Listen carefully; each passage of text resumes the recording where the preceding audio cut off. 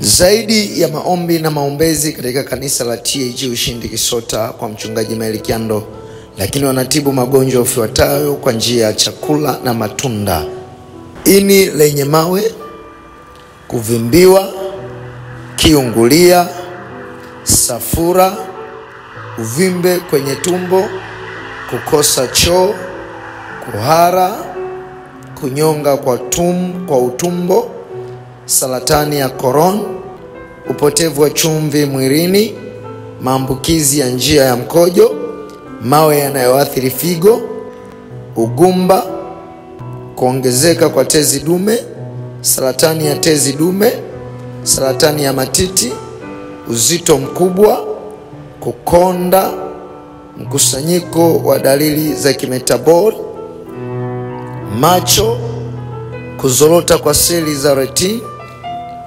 uchovu wa neva, kukosa usingizi, kusahau, msongo wa mawazo, kiharusi, urevi, shinikizo la juu la damu na chini, upungufu wa madini chuma mwilini, upungufu wa damu, kuwepo kwa sumu mwilini, kiwango cha juu cha rehemu, kusafisha damu, kuongeza damu, mfumo wa upumuaji, kikohozi, pumu, uvutaji wa sigara, uvimbe wa ini na magonjwa mengine mengi wanayotibu kwa njia ya chakula na matunda: uwezo mdogo wa kufanya kazi ngumu, uchovu wa muda mrefu, hali ya mchonyoto, ngozi kavu, mchonyoto wa tishu unganishi, maambukizi, chunusi, kinga dhaifu ya urinzi, mafua, maambukizi ya virusi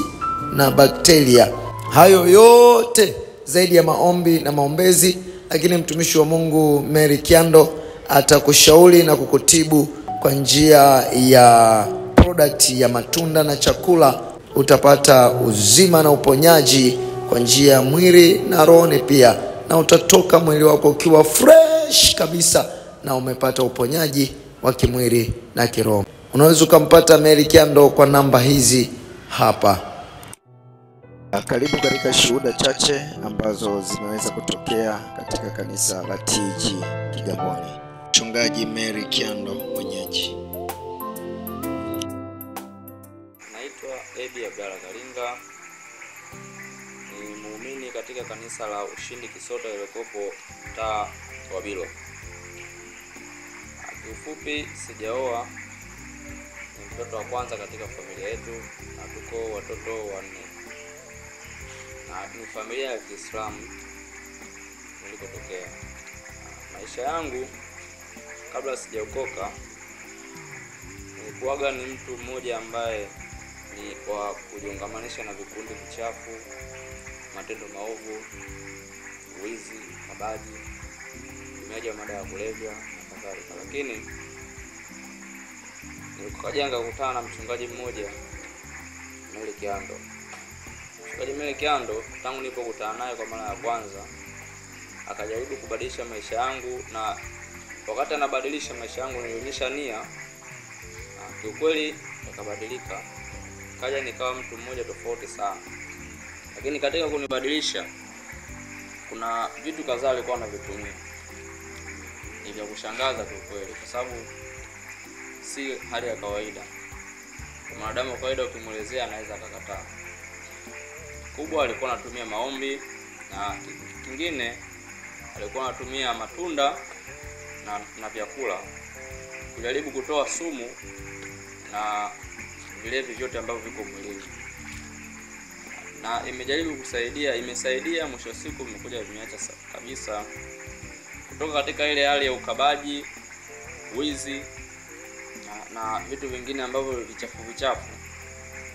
Kweli kwa sasa namshukuru Mungu, nimefika hatua ya ajabu sana. Amenitendea makubwa kupitia vyakula na matunda pamoja na maombi.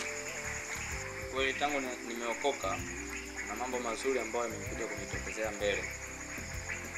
Kweli kwa sasa ni mchungaji msaidizi katika kanisa la mchungaji Mary Kiando.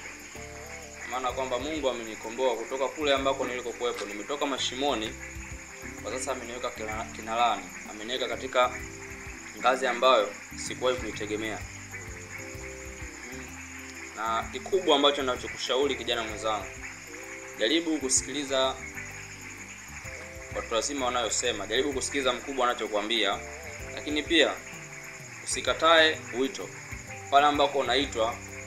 Ikiwa mtu anatangaza injili au anahubiri, usikatae wito, jaribu kwenda kumsikiliza mawili matatu ambayo unaweza kuyakamata katika akili yako, naamini itakuja kukusaidia na kunyanyua katika maisha ambayo unaishi sasa.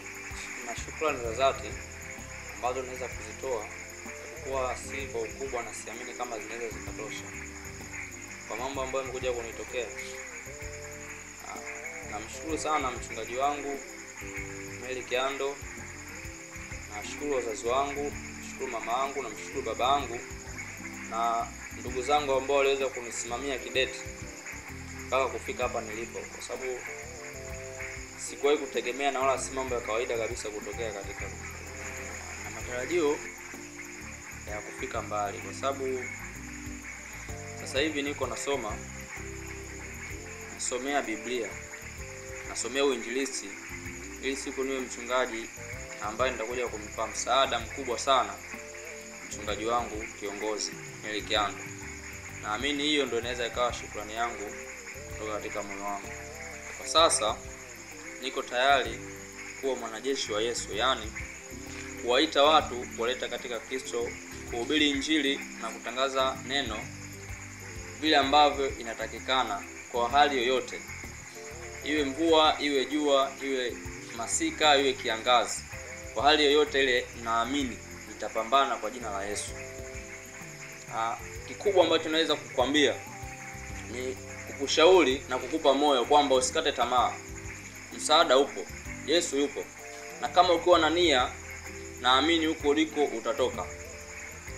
Kwa sasa niko katika kanisa la TAG Ushindi Kisota, ndipo napatikana, ambalo liko Maweni, mtaa wa Bilo.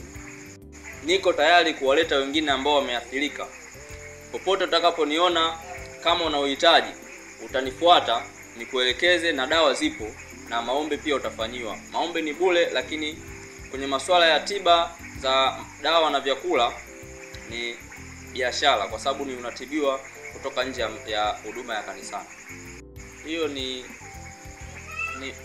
mradi ambao kanisa umeanzisha wa pembeni, ambao ni kwa ajili ya kuliinua kanisa na kufikisha huduma sehemu mbalimbali. Ina maana kwamba unatibiwa na kushauriwa, lakini pia unaweza ukaweka chochote ni kama sadaka ambayo inaweza kusababisha na wengine nao wakaja kupata huduma siku nyingine, ikiwa wewe tayari ushapata huduma. Hivyo nilikuwa nataka nishuhudie hivyo, kwa sababu Mungu amenitendea makubwa kupitia vyakula na matunda pamoja na maombi. Bwana Yesu asifiwe. Habari wapendwa, naitwa Flora. Ninapenda kutoa ushuhuda wangu mfupi, ushuhuda ambao ulinitokea kwa mama yangu, ambao ulinifanya niwe imara sana kumwamini Mungu. Ulinifanya niwe imara zaidi na kujua kwamba Mungu kweli yupo. Mamangu alikuwa anaumwa. Aliumwa kama miaka miwili. Mwaka wa 3 nikamchukua nikaja naye Dar es Salaam. Na wakati huo anaumwa, mchungaji wangu mmoja wa kiroho, mchungaji wangu mama yangu mpendwa, mchungaji Mary, alikuwa anaendelea kumwombea, lakini nilipofika naye Dar akaniambia jaribu kumleta tumuone. Kwa hiyo mama alikuwa ameparalyze, hajui chochote, haelewi chochote. Mpaka tunakuja kutoka Mbeya kuja naye Dar es Salaam, alikuwa hajui kwanza yuko wapi. Basi nikampeleka kwa mchungaji. Mchungaji akamwangalia akasema haya ni mapepo. Ngoja tuingie kwenye maombi. Ukumbuke mamangu alikuwa hatembei, kapooza upande. Alafu ni mtu ambaye alikuwa anatumia dawa za kila siku za magonjwa ya moyo.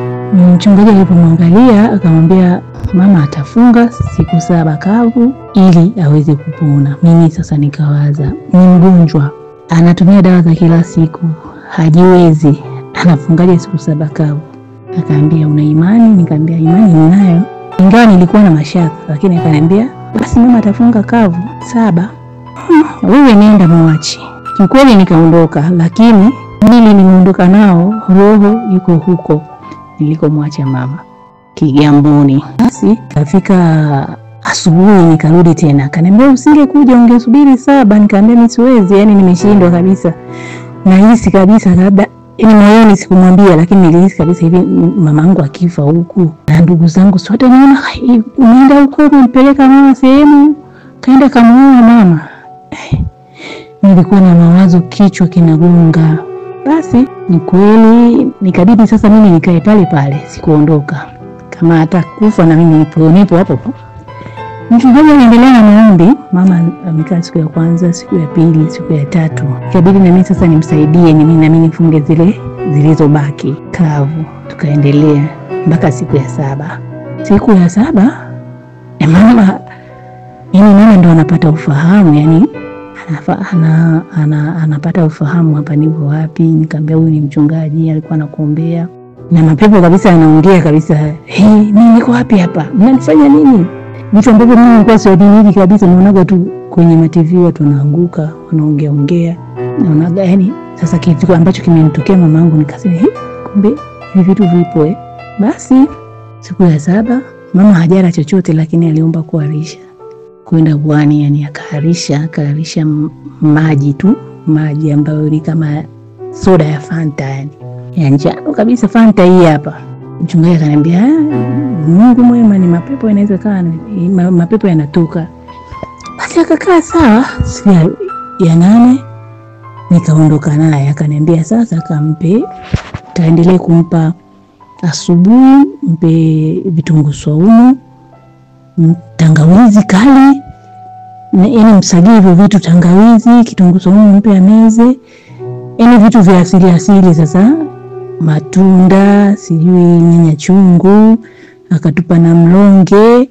Baada ya siku 7, yani sasa jumlisha na zile 7 na hizo wiki, akawa mama yuko sawa kabisa, yani rangi kwanza imerudi, anajielewa, anajitambua, anaomba kwenda chooni, anakwenda, akakaa sawa. Yani kiukweli ushuhuda huu siwezi kusahau. Mpaka leo mama yupo vizuri, anaendelea na matibabu ya kawaida tu. Sasa siku tunamrudisha kwamba arejee nyumbani, akawa anashangaa, naenda wapi huko? Nikamwambia mbona tulipita hapa airport, ukapanda ndege ukaja hapa na sasa hivi ndo nakurudisha? Akasema nilipita hapa akawa kama mgeni sasa, hajui chochote, yani ndo ufahamu unakuja. Mpaka leo, manake zamani ulikuwa ukipiga simu anaongea, anauliza kwa naongea na nani, lakini sasa hivi hata unipigie simu anajua tu naongea ni mwanangu huyu fulani, ufahamu ukarejea. Kiukweli namtukuza Mungu kwa ajili ya hili, na siachi kumuombea, siachi kumuomba. Mchungaji Mary alitusaidia sana mpaka leo, anaendelea kutumia, yani ana vitibatiba fulani vya asili ambavyo alikwambia uchanganya hiki sijui, yani unajikuta tu unalikava. Hapa juzi nilikuwa nimempigia simu, nikawa namwambia mama najisikia nina hasira sana, yani moyo wangu unaniuma sielewi. Akaniambia inawezekana ni hali ya kawaida tu, muombe Mungu akuweke sawa, ila chukua tangawizi na vitunguu saumu, meza asubuhi mchana jioni, asubuhi mchana jioni. Nikameza siku nzima. Siku ya pili yake kile kitu kilichonikaba kikaisha. Kiukweli ni mama ambaye amenisaidia sana ninapokuwa na shida, nikisikia, yani unajua unasikia una kitu ndani ya moyo, umwambie nani. Ni mama ambaye nikiwa na chochote kile na kikipeleka mbele ya Mungu, hakitoki kapa. Na watu wengi nimewa direct kwake, mtu akiwa na magonjwa, sijui mtoto, kuna rafiki yangu wa mtoto wake alidondoka na mapepo, nikamwambia mpeleke, lazima arudi, ananiambia tunashukuru sana. Kweli ni mama anasaidia sana. Mungu anamtumia yeye kupitia vitu vingi sana, kupitia maombi sana kwenye maombi.